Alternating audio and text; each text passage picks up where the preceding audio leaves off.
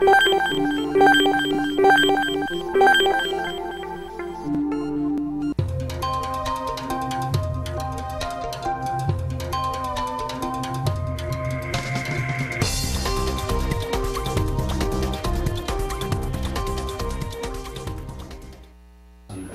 começando mais uma edição do programa Urbanview, um novo olhar sobre a cidade.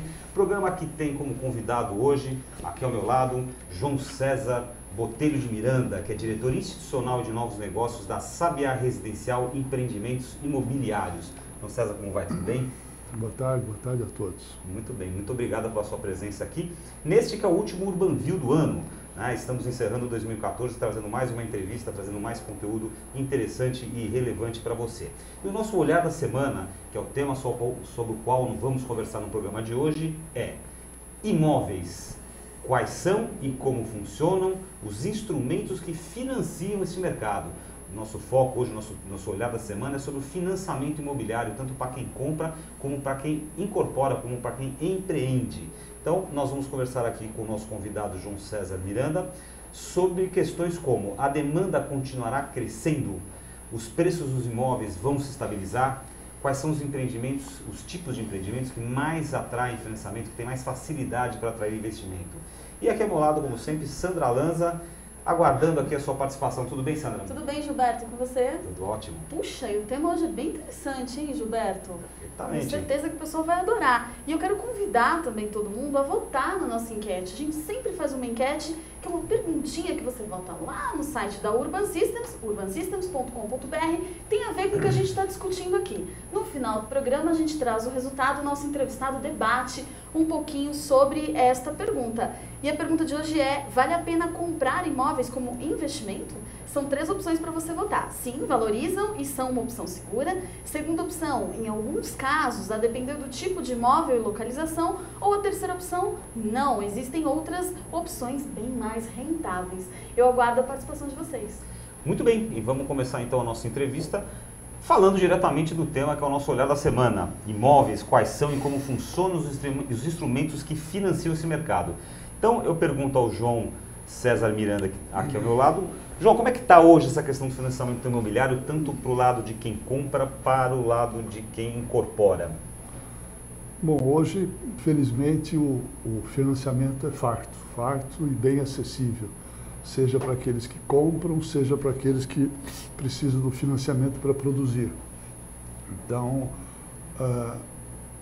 o sistema financeiro da habitação, tradicional financiador dos recursos dos empreendimentos imobiliários, hoje ele detém altos níveis de estoque e tem conseguido financiar bastante o mercado imobiliário. Para vocês terem uma ideia de diferenças, hoje, por exemplo, para 2013, 2014, nós vamos contar entre os 2 pilares do sistema financeiro da habitação, os recursos do fundo de garantia e os recursos da poupança, cerca de 140 bilhões à disposição aí para as obras e para os compradores. Isso gerando aí cerca de 1 milhão de unidades ano. Para você ter uma ideia da comparativo, isso antes de 94, nós estamos aí passando pela média anual de 200, 250 mil imóveis ano. Então as coisas mudaram. Quadruplicou ao mínimo, né? Quadruplicou efetivamente o nível de financiamento para ambos, compradores e empreendedores. E esse número que você está citando, né, 1 milhão de imóveis, desse recurso que vem principalmente da poupança e do FGTS, eles atendem à demanda que o mercado está prevendo para 2014? Supera? Não, a nossa demanda, na verdade, é bem maior do que isso. Se nós continuarmos nessa média, para ter uma ideia de grandes números, que é uma média boa para os tempos anteriores, nós vamos precisar ainda pelo menos de 10 anos para atender, no mínimo, aqueles que querem sair do aluguel e ir para a casa própria. Então há uma demanda muito grande aí em torno de déficit habitacional, em torno de 7 milhões de habitação. Se nós fizermos uma continha simples aí, são cerca de 60 milhões aí de famílias no Brasil, mais ou menos uns 9 milhões, 10 milhões que pagam aluguel. Se pegar 10 milhões dividido por 1 milhão, dá 10 anos só de aluguel. Sem contar o crescimento da população durante esse período. O crescimento, o bônus demográfico que estamos vivendo, que é muito interessante para a demanda em geral, divórcios, casamento, enfim, essa movimentação intrasistema, né? Então, nós não só vamos precisar de mais recursos, como de mais instrumentos, e eu estou falando apenas do sistema financeiro da habitação, isto é, fundo de garantia e poupança, que sempre nos financiaram, antes, como eu disse, muito menos, e hoje bem mais, por uma série de alterações que foram feitas no sistema, principalmente na parte jurídica, por volta de 94, mas vamos precisar de recursos, vamos dizer assim, extra-sistema, extra-SFH, extra-poupança e fundo de garantia, que são aqueles provenientes que existem no mundo inteiro, nos países civilizados, tal, mais civilizados, vamos dizer assim, que são os recursos originários da securitização, fundos de investimento, CRIs, enfim, recursos estrangeiros, tal, porque só o sistema financeiro, por enquanto, sei lá, mais uns 5 a 8 anos, mais ou menos, eles se bastam, mas nós vamos precisar continuar esse crescimento, principalmente mantendo-se, aí já entra um elemento conjuntural, principalmente mantendo-se o nível de emprego e renda, que persiste ainda no Brasil de hoje em dia.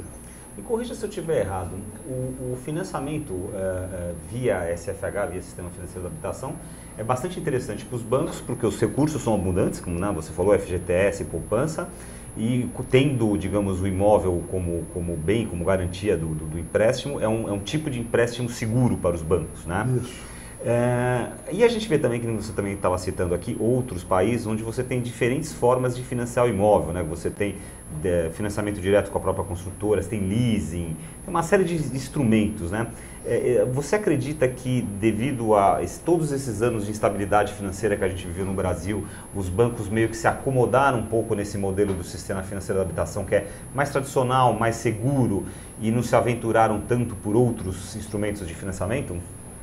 Sim, isso em parte porque se acomodaram e em parte também porque existe uma obrigatoriedade da captação dos recursos da poupança e do fundo de garantia, da poupança.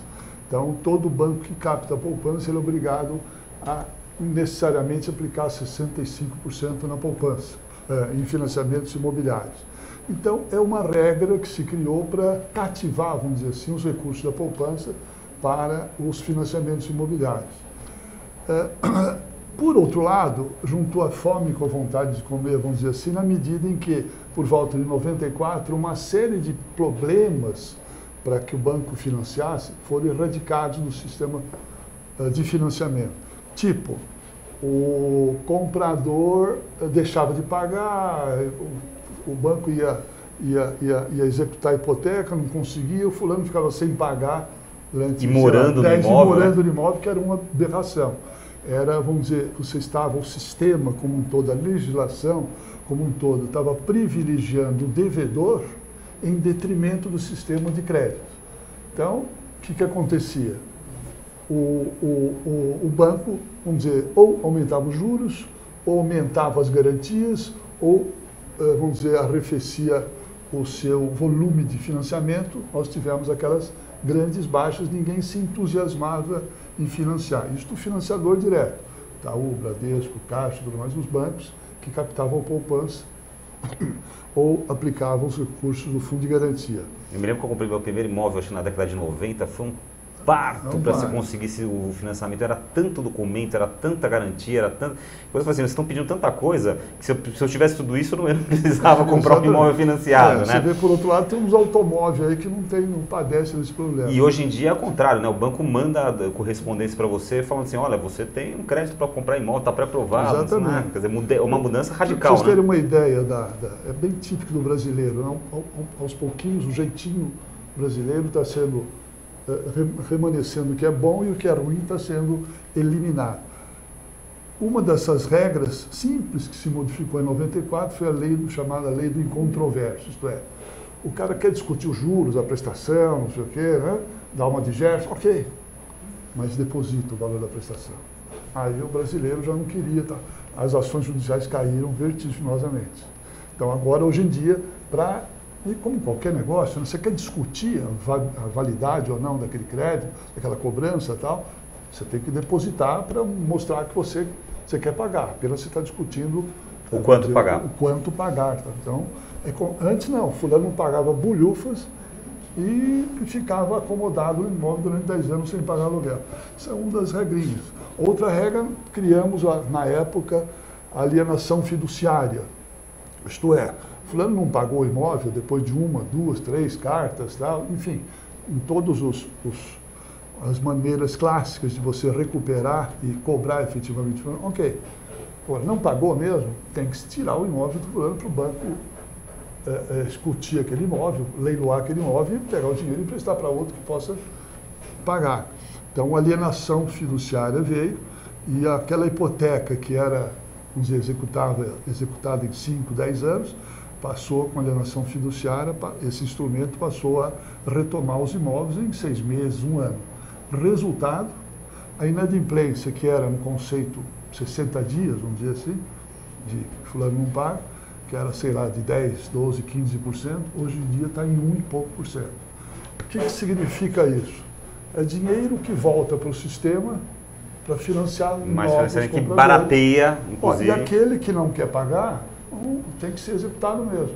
Por outro lado, você vê que os bancos estão dando benesses, benefícios, estímulos para aqueles que pagam bem.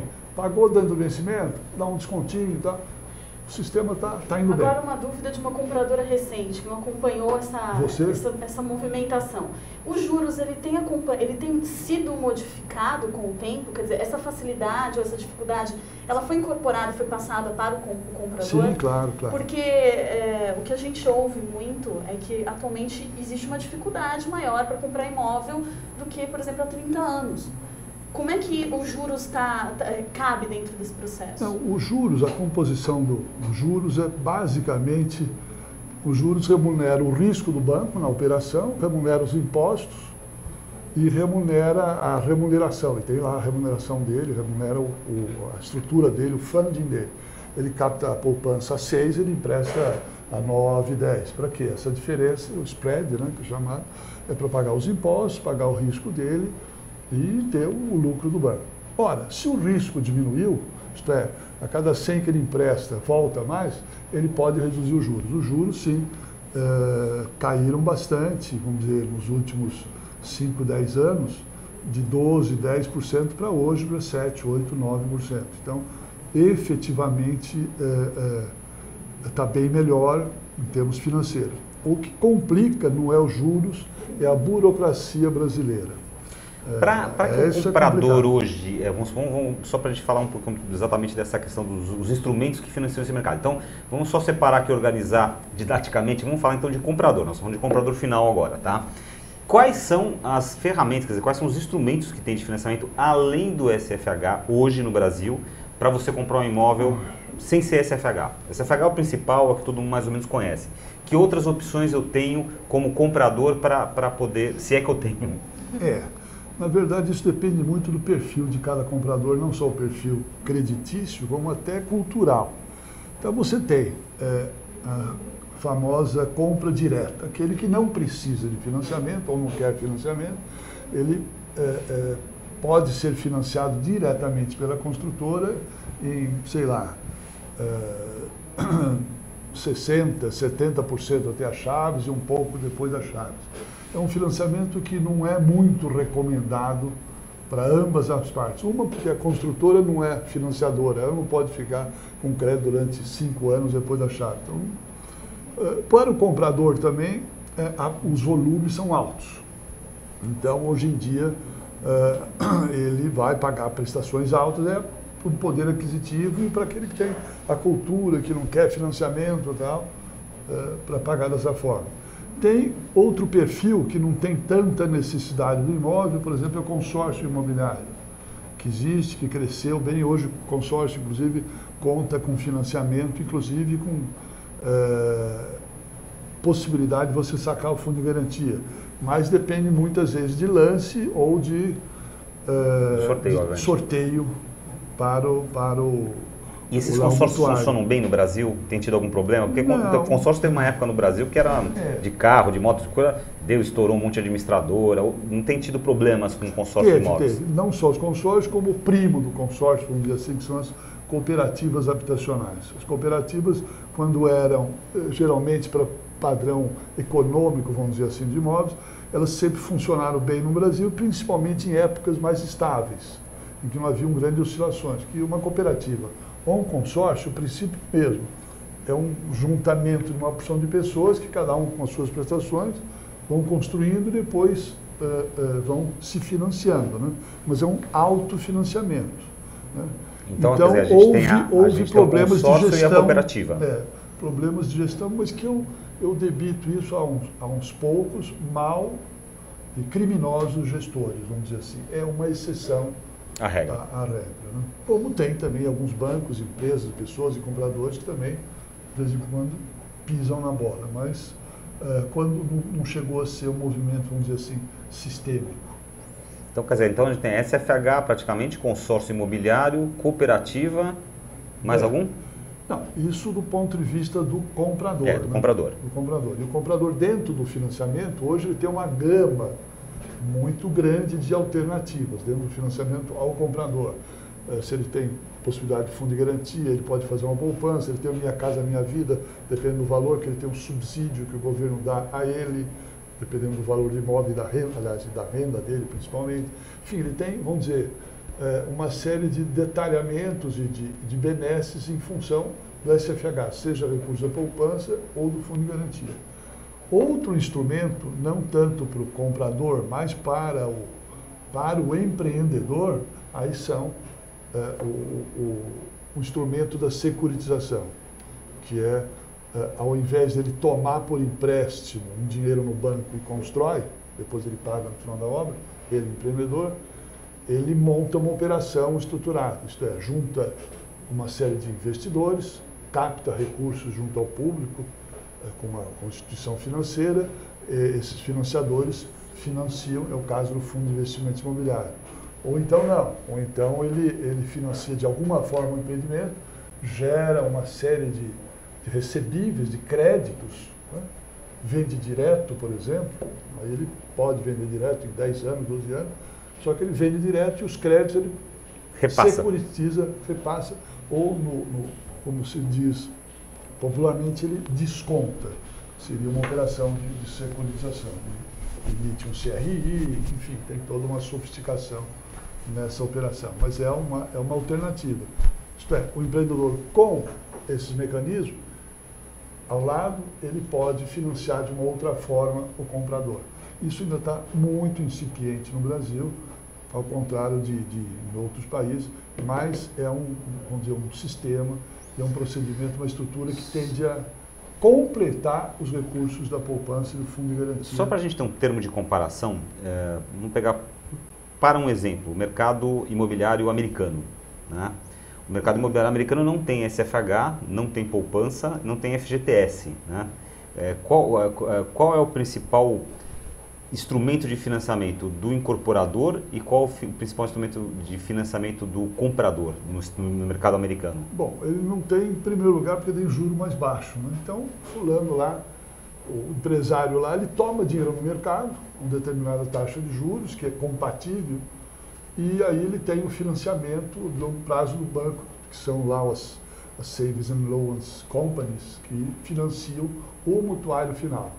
Mas normalmente ele toma dinheiro em branco do banco e para construir. Ele tem lá, ele quer fazer um prédio que custa 10 milhões de dólares, ele vai ao banco, apresenta o projeto e fala, preciso de 10 milhões de dólares. Começa a construir, na hora que entrega... Começa a construir. Só que, muitas vezes, ele tem esses instrumentos alternativos, que são só os rates lá que eles têm, que são o nosso primo, vamos dizer, do Fundo de Investimento Imobiliário, os Real Estate Investment Trusts, eles colocam na operação desde cedo. Isto é, eles chamam o banco, olha, eu quero financiar isso aqui. O banco, às vezes, não financia sozinho, não tem esse recurso, não quer. O banco organiza para ele uma operação estruturada, vai ao mercado financeiro, capta recursos de investidores, olha, esse empreendedor trouxe esse projeto aqui para fazer esse prédio aqui em Nova York, em Manaus. Aí os investidores colocam dinheiro para ele comprar o terreno, para ele construir, enfim. E depois veio o banco, as Savings and Loans, né, as companhias hipotecárias ou companhias de financiamento imobiliário, financiam o comprador final. Agora, para o comprador, por exemplo, no estado americano, por exemplo, o clássico é a hipoteca, né? Quer dizer, ele vai comprar um apartamento de $1 milhão, ele não tem, às vezes não tem um centavo para comprar. Ele fala, não, eu compro, aí a companhia financiadora vai lá, dá $1 milhão, pega o apartamento para ela e ele fica pagando essa hipoteca ao longo do tempo, é mais ou menos isso. Exatamente isso. Só que lá aconteceu também um problema de gestão. A hipoteca lá efetivamente funciona, mas ela tem níveis vamos dizer, de garantia, vamos dizer assim, tinha lá que chegaram a ultrapassar o valor do imóvel. Que foi o que ocasionou a bolha imobiliária. Foi o que ocasionou a bolha imobiliária. Dava-se crédito em cima de crédito. Exatamente. Tinha uma hora que a pessoa, é como se fosse uma pirâmide financeira, né? E lá eles tinham outro ingrediente que é muito bom, está começando aqui no Brasil, mas está começando bem aqui no Brasil, que é o chamado birô positivo. Isto é, eles tinham muitas informações de cada candidato a financiamento. Eles analisavam basicamente dois elementos. A garantia, bom, eu vou financiar esse imóvel vale 100, eu vou financiar 100 para esse fulano aqui. Por que eu vou financiar 100? Porque eu tenho aqui informações positivas, não negativas. Positivas que ele paga muito bem e tal, enfim. Então eu vou financiar 110 e tal. Nessa análise, que se mostrou depois equivocada ou exagerada, vamos dizer assim, muitos de 110, 120 não pagaram, porque essa avaliação inicial não era tão boa. Muito bem, aí foram lá executar a hipoteca, executar a segunda hipoteca, executar a cessão da hipoteca e viram que quando chegou no imóvel meu, o imóvel estava valendo 70, 80, enfim, eles ficaram com o mico da diferença nas mãos, eles e o mercado como um todo. Então foi uma questão de regulamento inadequado e de má gestão também. No Brasil, para vocês terem uma ideia, não tem a menor possibilidade de acontecer isso, porque aqui ninguém financia, nenhum banco, nem Caixa Econômica, nada, sem uma estrutura de rating, de avaliação de crédito.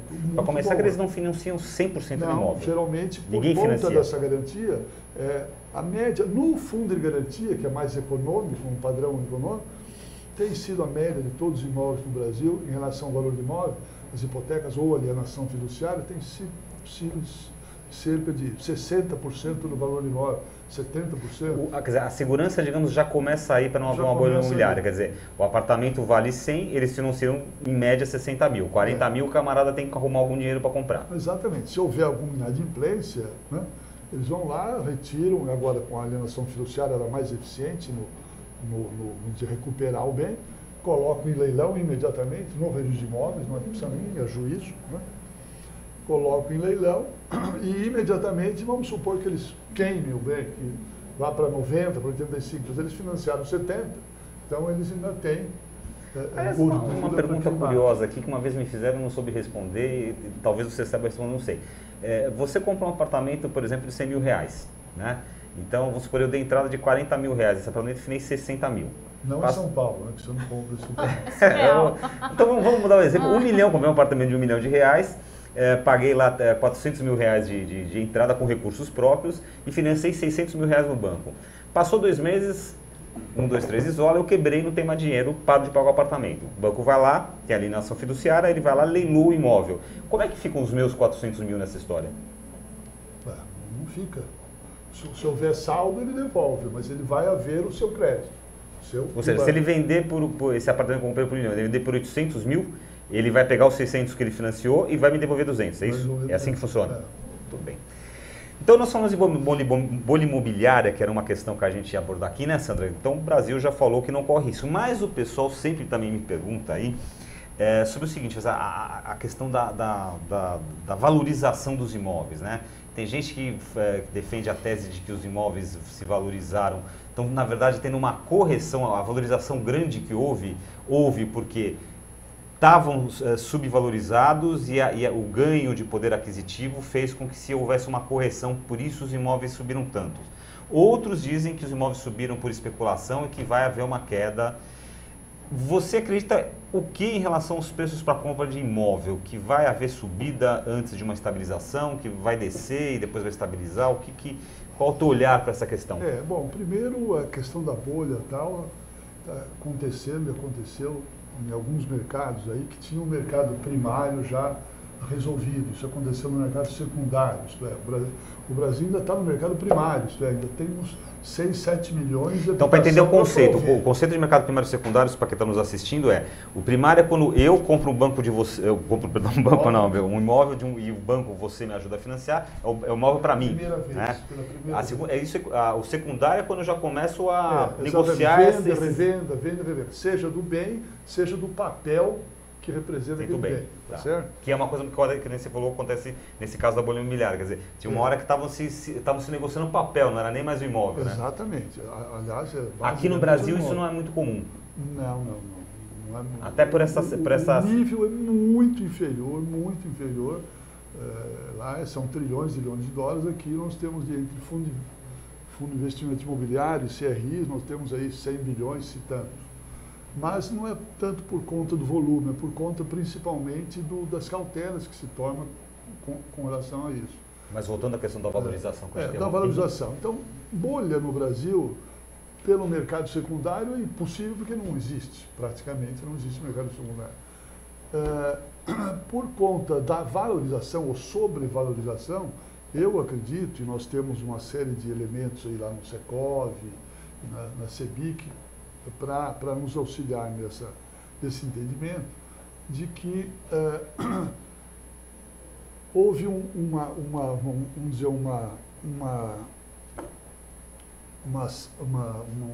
basicamente a partir de 94 que nós começamos a desenvolver o mercado financeiro da habitação. Até 94 houve um represamento, essa é a palavra que eu buscava, um represamento muito grande no mercado imobiliário. Tanto é que eu disse que nós estamos financiando por ano 150, 200, 250 mil por ano. Passamos a financiar agora 1 milhão. Nós estamos financiando um percentual do PIB, cerca de 0, alguma coisa do PIB. Agora estamos financiando 7% do PIB. E os vários países, inclusive sul-americanos, estão financiando 20, 30, 50, 60, 80% do PIB. Não digo nem os desenvolvidos, mas mais ou menos os paradigmas do Brasil. Então, o que aconteceu nos anos, basicamente há 3, 4 anos atrás, né, 2010, 11, 12 já houve arrefecimento, foi que com mais recursos, as empresas fizeram cerca de 20 empresas fizeram captar recursos no mercado. Os instrumentos de crédito funcionando bem, emprego e renda gerando capacidade para demanda. Não adianta demanda sem capacidade. Então, todos quiseram comprar imóvel e no sentido de buscar, vamos dizer, alternativas para casa própria. Então, nós saltamos aí, como eu disse, para cerca de 600, 700, 800, 1 milhão de moradias de habitação ano. Mas para repor a falha de 10 anos antes de 94, basicamente quando ocorreram todas essas mudanças, do que por conta de uma valorização. E o que aconteceu? Sim, de fato, os imóveis se valorizaram em relação a uma base muito baixa, uma recuperação de valor. Uma recuperação de preço. E alguns, efetivamente, eu acho que subiram um pouco mais. Mas isso o próprio mercado corrige. Por exemplo, no começo do ano de 2013, nós tivemos, vocês viram, uma série de campanhas de liquidação, de venda de estoque e tal. Então, o grosso do estoque, o grosso mesmo, já escoou. Agora nós estamos num patamar, vamos dizer, mais normal, acompanhando a inflação, e o emprego e renda continua bom. Quer dizer, nós continuamos vendendo. Tudo que lançamos, vendemos. Ou seja, tem um fator aí de otimismo, né? Existe, como tudo na economia, existe um fator muito grande psicológico, né? Que as pessoas se sentem seguras naquele emprego, naquela atividade econômica que exercem. E veem, de uma certa maneira, boas notícias no jornal, etc. e tal, elas se sentem mais animadas a partir de um financiamento de longo prazo, como é o financiamento imobiliário. Quer dizer, isso acaba sendo meio que uma bola, né, que vai crescendo, quer dizer, vai gerando, o vizinho financiou, o primo financiou, o cunhado financiou. Tem aquele índice, né,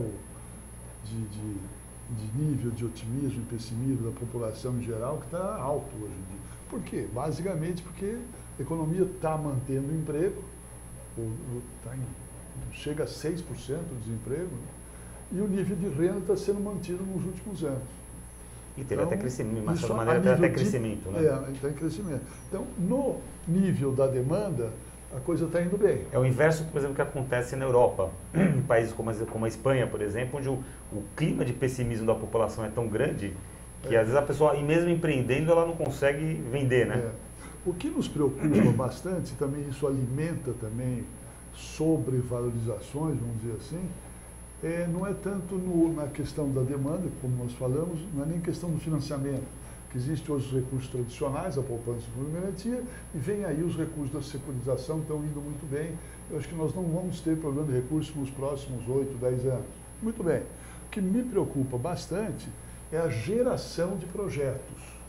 Isto é, nós temos demanda, temos recursos, e os projetos no Brasil são, vejam, Minha Casa Minha Vida, que não consegue deslanchar totalmente, como pelo menos a nossa presidente gostaria. Por quê?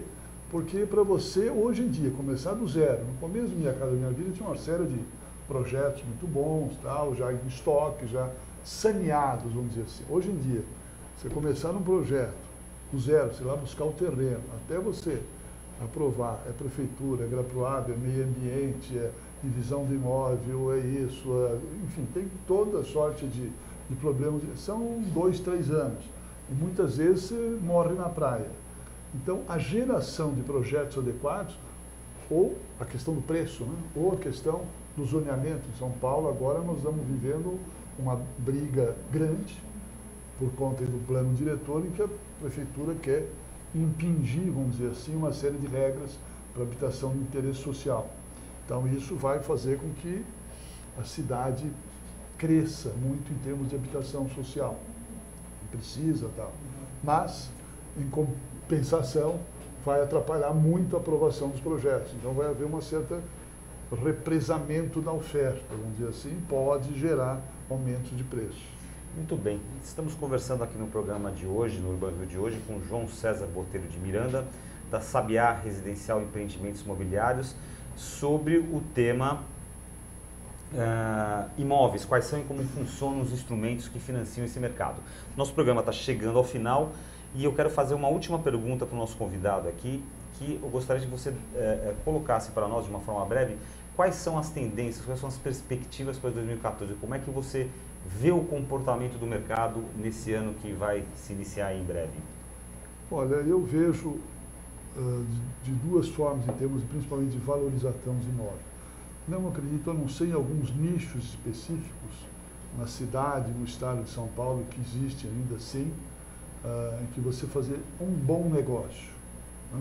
Então você tem em algumas regiões perspectivas de clara valorização já por conta de melhoramentos públicos, por conta de movimento demográfico, enfim. Mas são fatos isolados. Não acredito naquele salto sistêmico, como nós tivemos em 2010, 2011, em que houve um empossamento, vamos dizer assim, de recursos no mercado, todo mundo foi correndo atrás de terreno, lançaram e tal, e felizmente agora a coisa já se arrefeceu.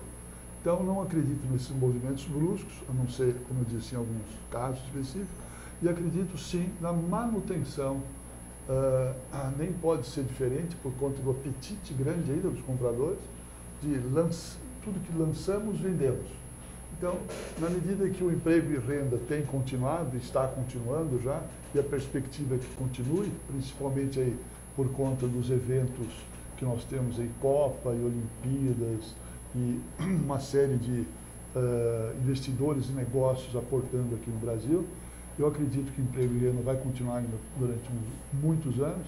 Então, nós vamos ter uma manutenção no preço dos imóveis, vai mudar, vamos dizer, a tipologia, como mudou nos últimos 2 anos, houve um dormitório para investidores, para separados, enfim, para uma série, de repente ele saltou no percentual de venda, sei lá, de 5%, 8%, foi para 26% a demanda por um dormitório. Mas é um fenômeno específico. No todo, eu acho que é simples valorização pela inflação. Muito bem. Aproveitando o gancho aqui dessa perspectiva para 2014 que o João César Miranda da Sabiá Residencial coloca para a gente, vem a pergunta que não quer calar, que a Sandra vai reler para você na enquete e acompanhar o resultado aqui da sua votação para o João poder comentar com a gente depois. Pois é, olha que interessante a pergunta e o resultado. A pergunta era, vale a pena comprar imóveis como investimento? 14% disseram sim, valorizam e são uma opção segura. 18% disseram não. Existem outras opções bem mais rentáveis. E a maioria, 68%, dizem alguns casos, a depender do tipo de imóvel e localização. João, isso demonstra uma certa insegurança das pessoas? Ou acredita? O que você entende sobre senso, isso? Ou bom senso, tirou minhas muito bem palavras lembrado da pelo boca. Eu acho que é um Gilberto. bom senso. Aliás, eu falei isso, né? Nichos e regiões e tipologias específicas, há muita oportunidade ainda em São Paulo, na região metropolitana, no Brasil inteiro. Regiões que nós, às vezes, nem conhecemos direito, estão lá em pleno desenvolvimento. Existem muitas boas oportunidades para você ganhar dinheiro efetivamente. Agora, o bom senso recomenda essa cautela, né? Que você analise bem, mas não é um ganho automático como foi em 2011, 2012. Você comprava, botava lá num fundo alguma coisa, 30%, 35% ao ano garantido. Tá bom, agora precisa trabalhar. Bom, o Urbanview de hoje, nosso último Urbanview do ano, está chegando ao final. Nós agradecemos bastante aqui a presença do João César Botelho de Miranda, da Sabiá Residencial e Empreendimentos Imobiliários, já deixando um convite para que você retorne numa oportunidade para a gente continuar debatendo esse tema. Sandra. Gilberto, Feliz Natal para você, bom ano novo. Para o João também, Obrigado. para você que esteve com a gente durante todo o ano aqui no Urbanview, boas festas e que no ano que vem a gente esteja junto aqui no Urbanview. Não é isso, Gilberto? Muito bem. Nós retornamos, vamos fazer com todo mundo o nosso descanso de Natal e Ano Novo. Esse foi o último programa ao vivo de 2013. Retomamos no dia 8 de janeiro, que é uma quarta-feira, às 17h15, como é de praxe aqui, com mais uma edição do programa Urbanview. Então desejo, em meu nome da Sandra e de toda a equipe da Urban Systems, um excelente Natal para você e que 2014 traga todas as realizações que você anseia. Então um abraço grande e até 2014.